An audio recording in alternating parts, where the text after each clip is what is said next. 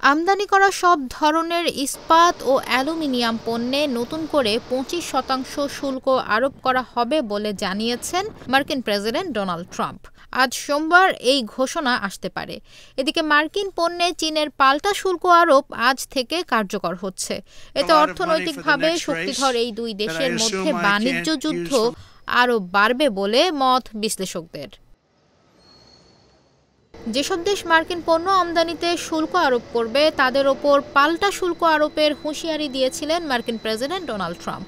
আজ সোমবার এই ঘোষণা আসতে পারে। এদিকে মার্কিন পণ্যে চীনের পাল্টা শুল্ক আরোপ আজ থেকে কার্যকর হচ্ছে। এতে অর্থনৈতিকভাবে শক্তিধর এই দুই দেশের মধ্যে বাণিজ্য যুদ্ধ আরও বাড়বে বলে মত বিশ্লেষকদের।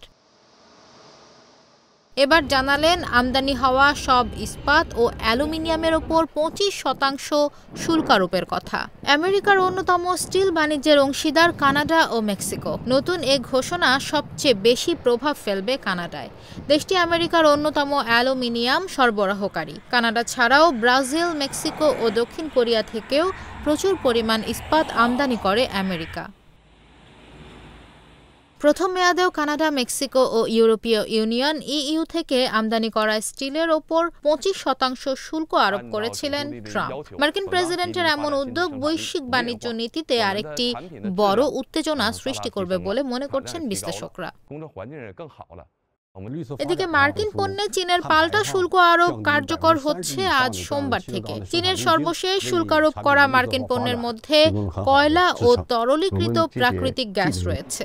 এসব পণ্যের ওপর 15% সীমান্ত কর আরোপ করা হয়েছে। এছাড়া মার্কিন অপরিশোধিত জ্বালানি তেল, কৃষি যন্ত্রপাতি ও বড় ইঞ্জিনের গাড়ির ওপর 10% শুল্ক আরোপ করা হয়েছে চীন থেকে। গত 4 ফেব্রুয়ারি সব চীনা পণ্যের ওপর নতুন করে অতিরিক্ত 10% শুল্ক কার্যকর করে আমেরিকা। এর কিছুক্ষণ পরই মার্কিন পণ্যের ওপর পাল্টা শুল্ক আরোপের ঘোষণা দেয় বেইজিং।